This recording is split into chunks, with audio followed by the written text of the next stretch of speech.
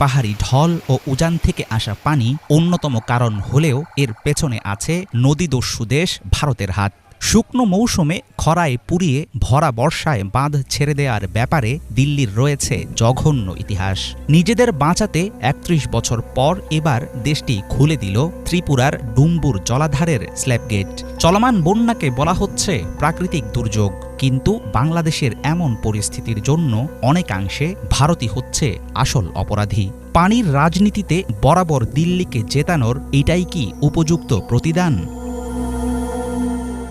ঢাকার ঘনিষ্ঠ বন্ধু দাবি করে আসলেও দিল্লির একচোখা আচরণের কারণে রাজনৈতিক ও ভৌগোলিক দিক থেকে হুমকির মুখে আছে বাংলাদেশ।